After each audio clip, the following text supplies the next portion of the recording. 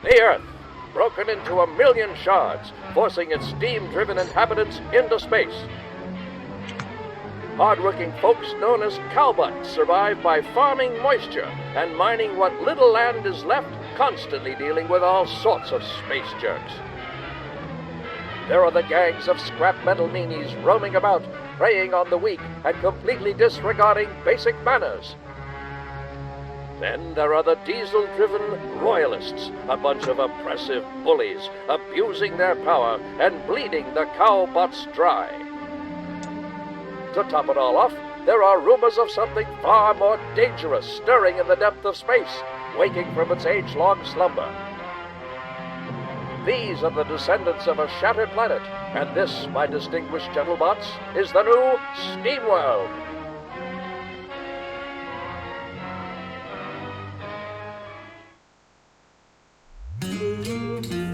Hello everyone, welcome to a brand new series on one of my favourite games of all time.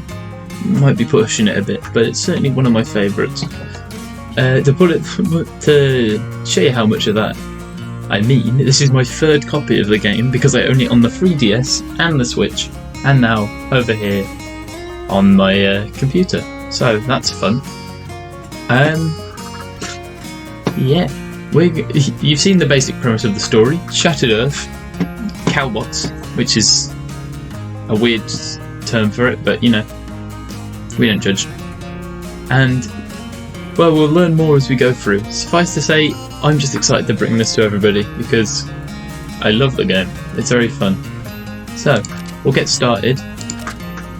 Yep, this is the extra content from the DLC. And now, I've played the game, as I said, a fair number of times. I've never actually properly tried Elite. I mean, I'm just going to point out that the devs themselves say Veteran is their favourite setting, recommended for advanced players. That's why I'm going to be playing on it. I've played on and completed the game on Experienced, and I believe I tried Elite, but I didn't get very far. So I think Veteran should be a good middle ground. Yeah. Piper Faraday, notorious smuggler and occasional pirate, is having a rough time. A brutal gang of thugs called Scrappers are spreading across her turf in the outskirts. Stealing everything in sight, they have even been known to kidnap the locals. Their presence could draw unwanted attention from the Royal Space Force. In short, they are bad for business. Low on water, Piper and her mates have boarded a scrapper ship, aiming to relieve them of their ill-gotten cargo. And of course, it all went according to plan. It did not, in fact, go all according to plan.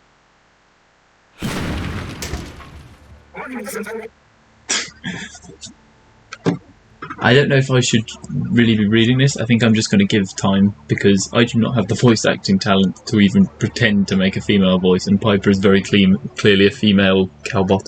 So,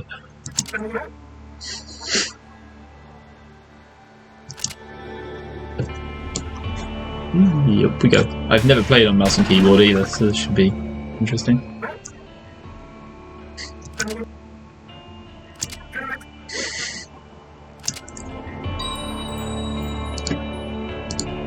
Oh, this is going to be annoying.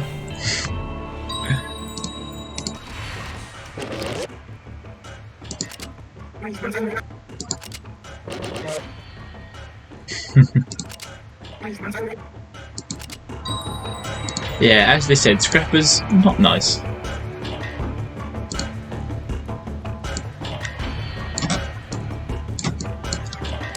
Oh, I gotta press left control first.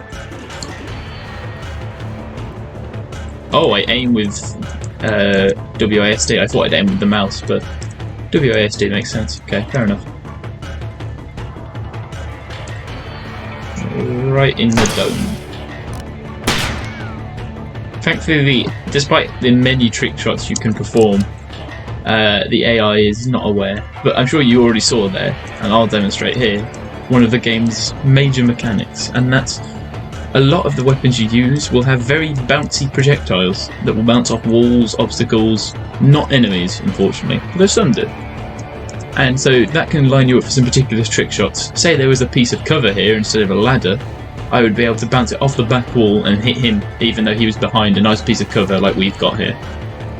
So, bonk. That was a crit, as you can tell by the nice slow-mo and the nice effect. So, we're just going to keep going up. The game is very hand-holdy in the first level. I mean, obviously, it needs to teach you how to play, and I need to learn how to play on keyboard, so I'm not complaining. Oh, sorry, I skipped that. So now we get access to sprinting.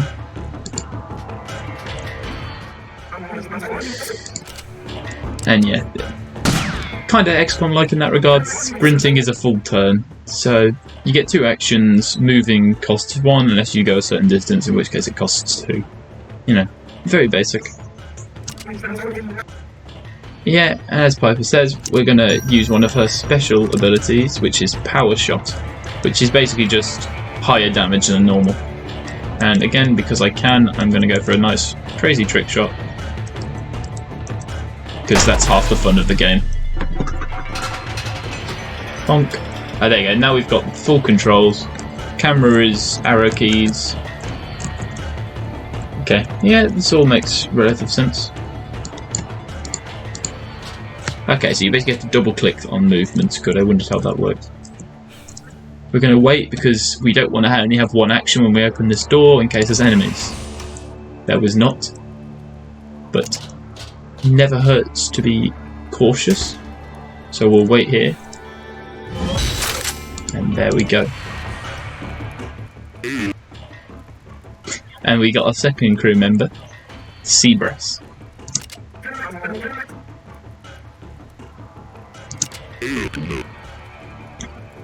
As you might already be learning, Seabrass is stubborn as a mule, so yeah, the crew's plan did not go accordingly, and now they've got to fight their way out. I mean, it's pretty standard, you know. So we've got access to Power Shot again, which we're going to do, because if we do get a crit, then that's going to make us deal 5 damage. You saw, if you have a look down here, you can see the damage layout from the basic attack. So we've got range damage, but the only reason it's range is because the weapon has a base damage, and then the critical.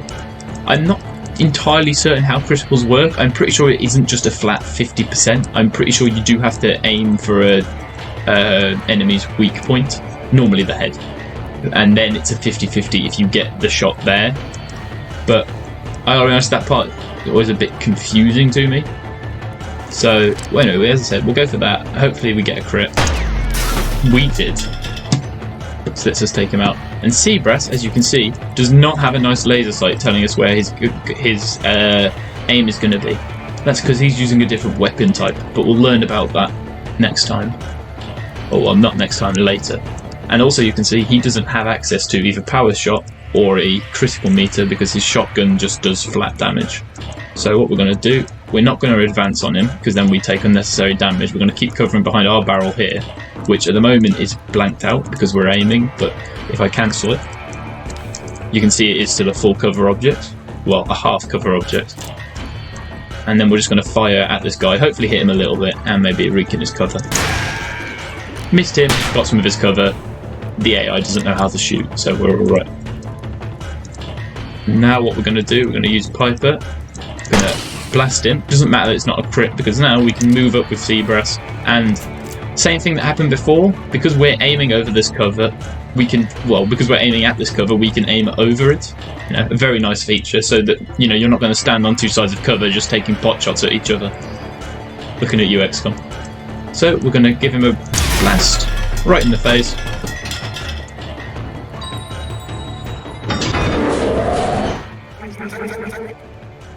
Yep, you'll get used to this.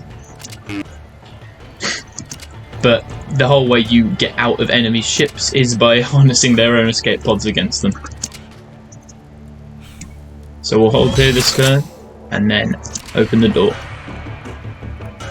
And as you can see, this is where the cinematic started, because now, if we look down here, this is where we started. We fell down here, whereas the rest of our crew got banged up, apart from Seabrass, thankfully.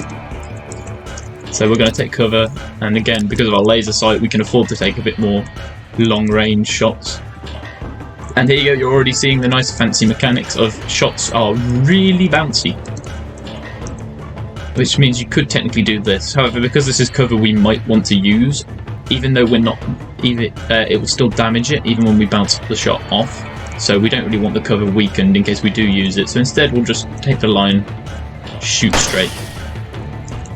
And we'll bring Seabass up to his own full cover. And as you can see, you can run through doors. You can't run through doors unless you already have vision of what's on the other side though. So you have to, basically if a room's got 2 doors in, like this one did, you have to open the first door before you can run in with the second. And now we're going to hopefully finish this guy off. Yes we are. And this guy's going to move up. Thankfully, again, the AI does not know how to aim. If the AI could perform trick shots like we could, this game would probably be impossible. So trust me, it might seem annoying, but it's the only way the game is even playable. Okay, so we're going to go bang. Oh, a crit. Very nice. And we'll move Seabrass up and shoot him in the face. Good day, and goodbye. Bam. So we'll run Piper up first, because she's further back.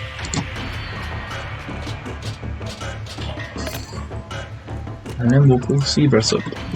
And Seabrass, as you can probably tell, he's a bit of a tankier boy. He's got 8 health, whereas Piper has 6. And he's also a tad slower, you might have noticed. He couldn't get quite as far as Piper. So, no, that's not right. Still getting used to the controls. But we'll move Seabrass right into the middle. Guard him there. And then get Piper in as well. There you go, we got all the swag. We're going to board and finish.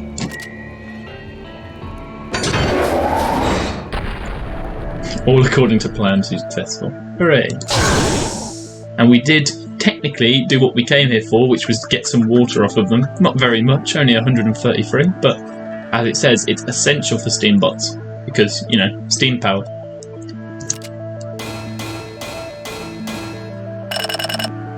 And there you go.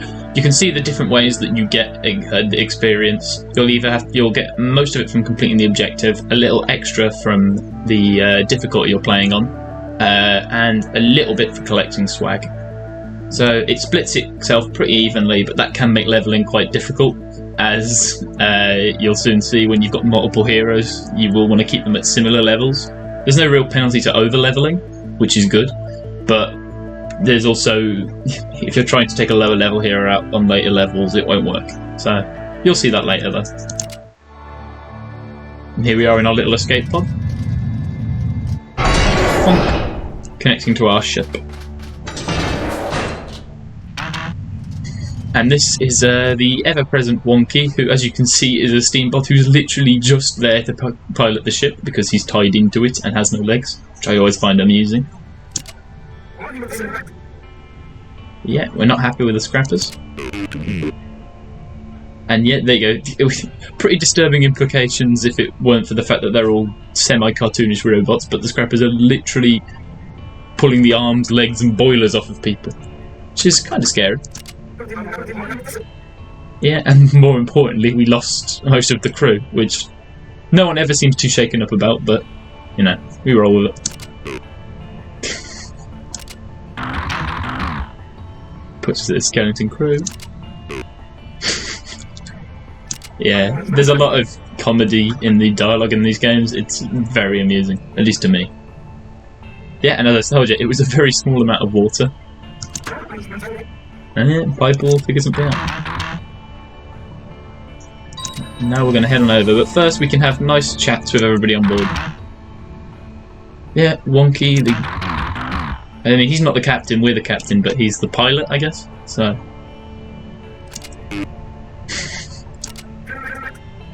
Yeah, and the whole point is that right now, because we're so poor, no one's going to want to work with us, so we need to find a way to get more.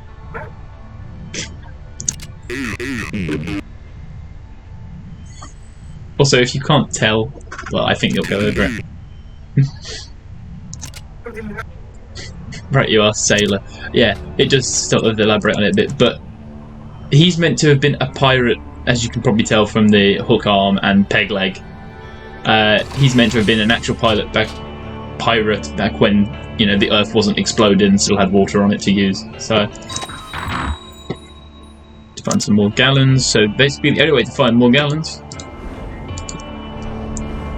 is to go and clean up some more scrappers. And as you can see, we get a nice description of the mission. With nothing but Ripper-class scrappers aboard, this tiny vessel should be easy pickings even for a small and desperate crew, which we definitely are. Grab as much as possible and get out. And this also gives you a bit of an overview. I think it'll go into it more here. No. So this means that we have not yet collected the Epic Swag. The Epic Swag is a unique item from each level. It's normally just some gallons. Well, it's quite a lot of gallons, but sometimes it's something like actually unique that we want. There's only one of them on a mission. And if you come back and redo the levels, which you can, you won't be able to pick it up again. This is pretty standard. This is the amount of and he said Steambots works. Cowbots that you can send on the mission. In this case, 2. And these are the 3 stars of how well you did. You get them from completing the objective, from getting the epic swag, and I believe from getting everybody out alive.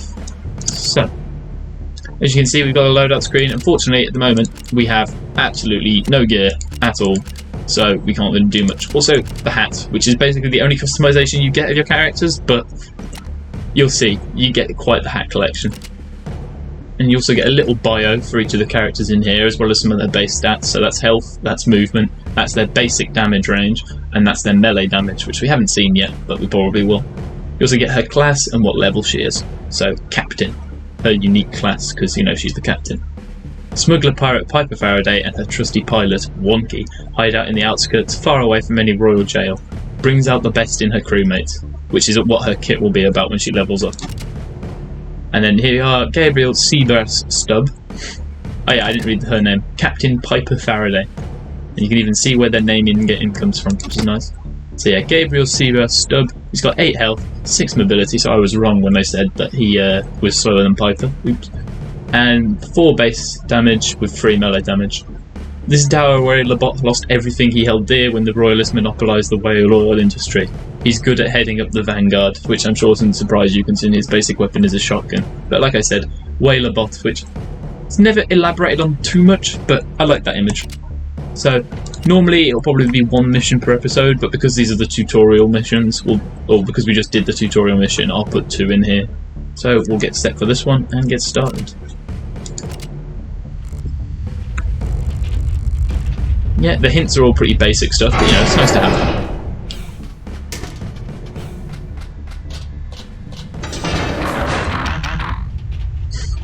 Yeah, Wonky managed to talk to you by hooking up to some plumbing, which I always think is amusing. I mean, I'm pretty sure the last one was meant to be an easy mission as well, but you know.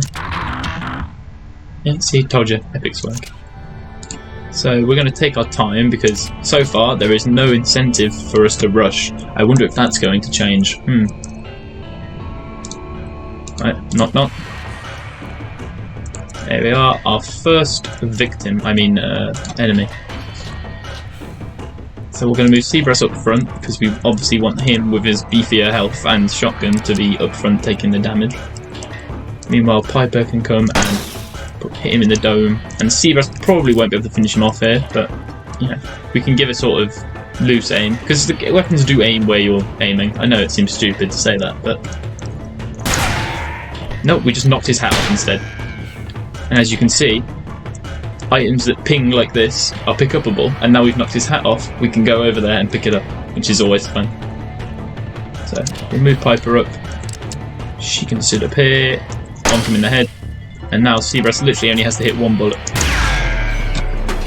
As you can see, he hit a few more than that. So we'll open this up, see what's up here. Oh, that's fun. So let's have a look at Seabrass's... it's tabbed to switch. Okay, let's have a look at Seabrass. Yeah. There's the melee I was talking about. So at melee range, you will engage an opponent in melee. So you both drop your weapon and only have your basic melee damage to deal with. They don't retaliate, thankfully, but they will be forced into melee on their turn if they choose to attack this character. So then all you do, point blank him, right in the head. Again, thank God the game is a bit more, a bit more cartoony in its nature, or it would be kind of horrific.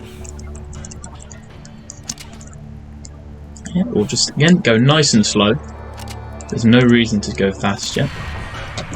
And here we are, a bit of a bigger combat. In quite a big room as well. So what I'm going to do, because we're not going to get many good positions without sprinting, and we don't really want to leave ourselves up here, because obviously they can shoot through this platform and hit us.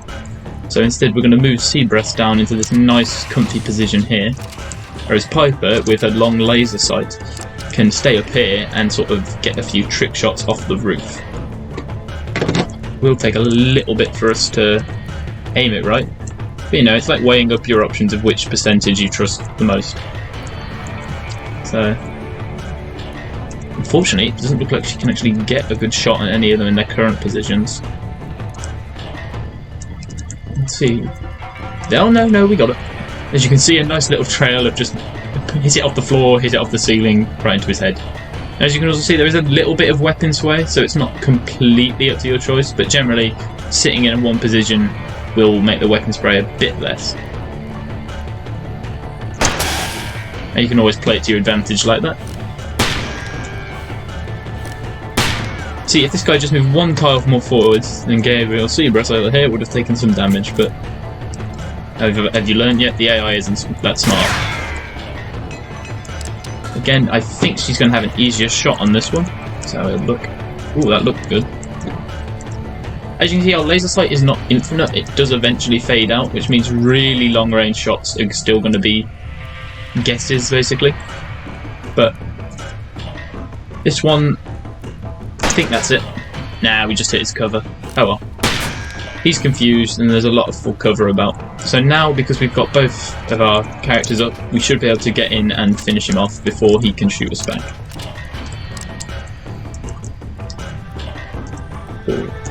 Piper up, and then... Alright, Seabreath, you just have to not... You have to hit him for a little bit, not full. There, we got him. Nice.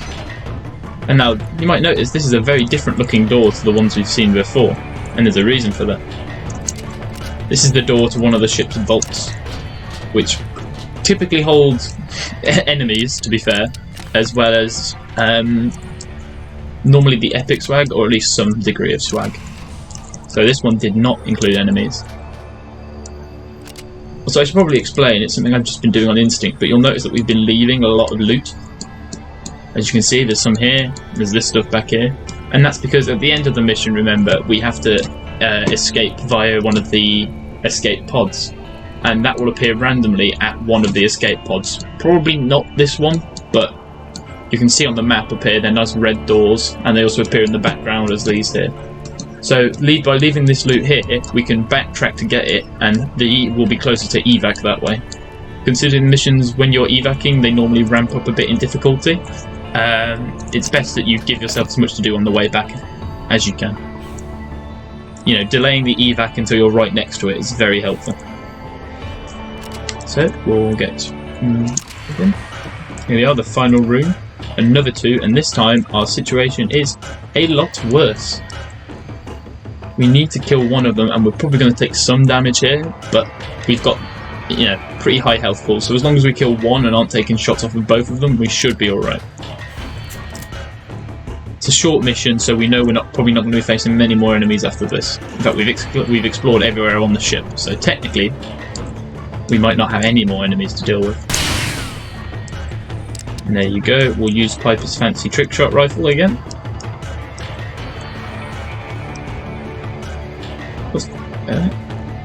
The laser light's just fading out, but we can see that it's just going to hit him. So there you go. And the enemy actually moved into a place there it couldn't hit us properly, so we didn't take any damage. Perfect. So we'll move down here to give us a clearer shot and to protect us a bit better in case we don't kill him this turn. Unfortunately, we can't move onto the swag in one turn, but we can move in close and finish the job. So there you go, there's no more enemies on the ship, so we're going to start collecting the swag. Best to bring people down here, because this is where all the swag is. and we still want to keep them close together, just in case anything untoward happens. So we'll move everybody all the way up.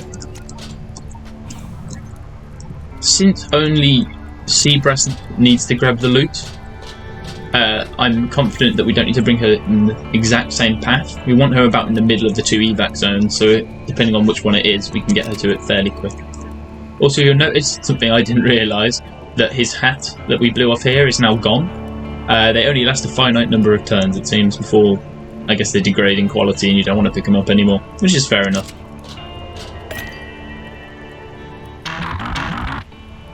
Yeah, it's an unfortunate truth that your XP and your gallon count does not go up for killing enemies. It's just for completing objectives. Yeah, see, grab all the swag which we've already got and head for an escape pod. Yeah, it was this one, which means Seabrass is already there and we can just run Piper down. And this is why we didn't want to grab the swag while we were going through. Because as you can see, I get over here, there we go. If we were back here, we'd have to run for like 2 straight turns, maybe 3, just to get back here, which is important on later levels. So we got all the swag, we're ready.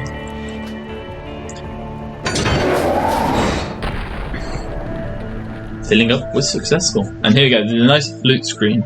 So, as you can see, epic swag, grand prize, hard to come by goodie, almost certainly contains something more powerful than your average bag of swag. Plus, epic swag gives you reputation. So, we got ourselves a gun.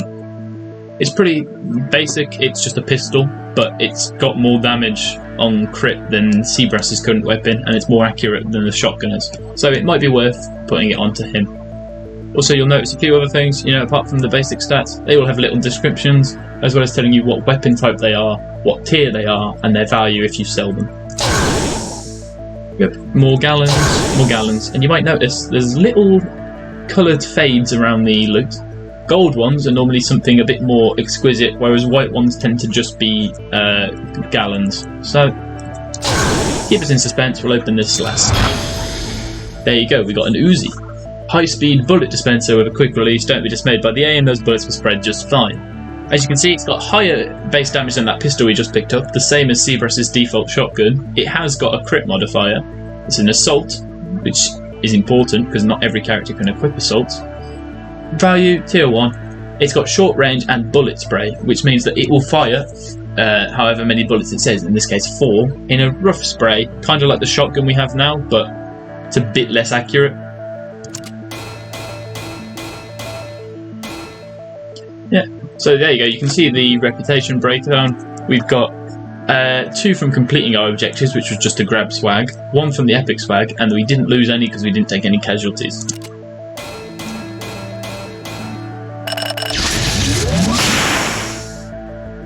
There we go, we've leveled up first, and Piper's going to level up as well.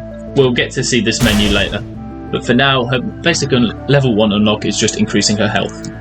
She's also got 3 starting abilities, handgun passive, which lets her use handguns, which is basically the default weapon class. Every character in the game can use handguns. As it says, it gives you a brief description. They typically have medium range and deal medium damage, and sometimes fire multiple times. They're basic, but it's good to have a default. Now, sharpshooters are sniper pistols and other precision weapons, which is mainly just fancier sniper pistols. Some will limit your movement, make up for it with laser sights, high critical hit chance, and good damage. Yep, so it's pretty standard. It's what Piper's default weapon is. All sharpshooter weapons will have some form of laser sight on them. Some more or less than others, but it's always good to have a sharpshooter, because being able to see how your shots are going to bounce is very helpful for getting those enemies that you might not have a way of getting otherwise. Power shot, you've seen it in action, just a regular shot that deals +1 damage, and as you saw, her level 1 unlock is more health.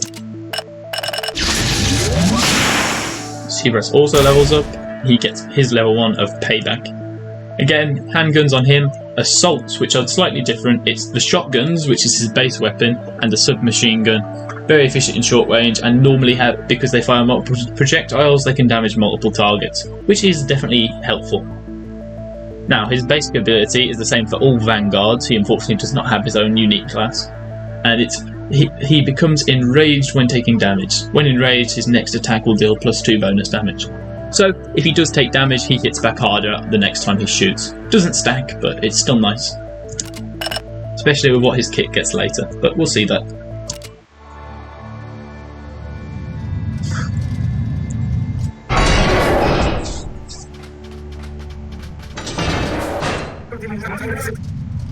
Yeah, that'll be enough water. Let's head for Gaspar and spend it. You've already got a new cannon, don't be mean, Seabros.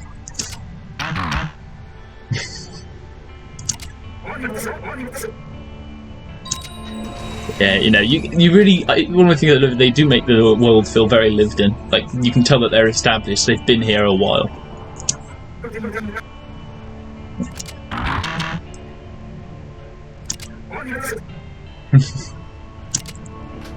Yeah, Piper, as you can see, very convincing person.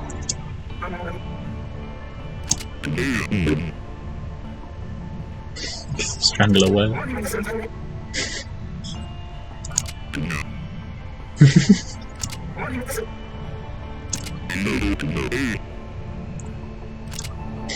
I mean, you know, both characters are a bit biased. Piper hasn't seen a whale, and Seabrush used to hunt them. So, okay, we are gonna end it. Well, we'll open the menu, but we're gonna end it here. Gaspar, as you can sort of tell by the fact that there isn't a bunch of stars underneath it, is not a mission. It's a sort of hub. You know, this is the whole hub world, but this is the hub of the hub world, if you will. So we'll go there at the start of next time and see more about the story and what we're going to do now we've got some gallons to spend. So, I hope you all enjoyed this first episode. It's been fun to get back into this. And, yeah, I hope you enjoy. Have a good one.